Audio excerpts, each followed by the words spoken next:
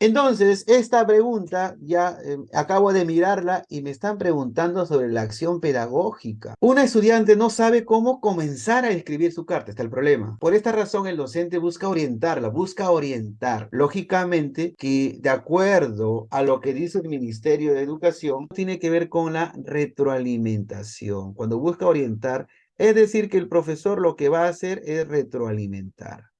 Y entonces, de acuerdo a los tipos de retroalimentación, sabemos que hay una retroalimentación elemental o básica, ¿cierto? Una retroalimentación básica. También hay una retroalimentación descriptiva y hay otra retroalimentación reflexiva, ¿cierto? Estos son los tres tipos de retroalimentación. De este tipo, la más adecuada para el Ministerio de Educación, lo ideal es la retroalimentación reflexiva, ¿ya? Entonces, ¿y cuándo es o se constituye una retroalimentación reflexiva? Aquí lo voy a anotar. Aquella donde el profesor, maestros, el profesor genera que el estudiante reflexione, se dé cuenta del error o de repente de la parte positiva y que pueda reflexionar. Entonces, los verbos que tú tienes que ubicar es cuando, ¿cómo genera la reflexión? Repito, cuando el profesor, ojo, pregunta, ¿ya? Cuando el profesor pregunta al estudiante, ese es un buen síntoma, podría ser la respuesta correcta, la más adecuada.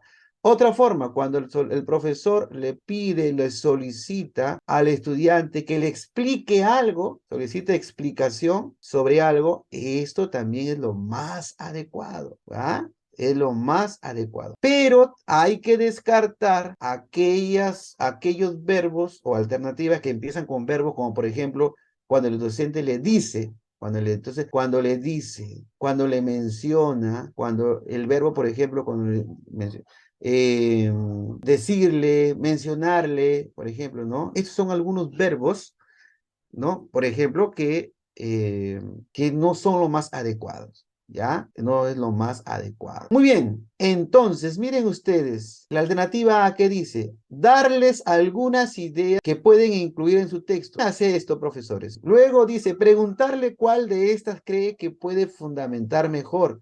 Pero le pregunta, correcto, pero le pregunta sobre algo que el profesor le había dado. O sea, ya empezó mal, ya. Empezó mal y va a terminar mal. Primero les dice, mira, estas son algunas ideas que tú puedes incluir. Escoge cuál de estas vas a incluir, pero ya no es el estudiante el que está haciendo. ¿No? Entonces, esta alternativa descartada. ¿Qué dice la alternativa B? Elegir con ella. Ah, miren ustedes, cuando dice leer con ella o con ellos, elegir con ellos, esto no es que esté mal, porque lo está acompañando. Este es el acompañamiento que hace el docente, el andamiaje. Eligen con ella el destinatario a quien va a dirigir su carta, ¿ya? Luego le muestra cómo organizar las ideas. Ya no, pues aquí el profesor le está diciendo cómo tiene que hacer ese plan de escritura. Déjalo que el estudiante lo haga, ¿no? Después, ¿qué dice? Describir la estructura típica de una carta para que empiece a escribir. No, pues, le está explicando, le está describiendo. La C, pedirle que mencione cuál es el objetivo de la carta. A ver, le dice al estudiante, a ver, Luisa, ¿cuál es tu propósito de la carta? ¿Para qué vas a escribir la carta?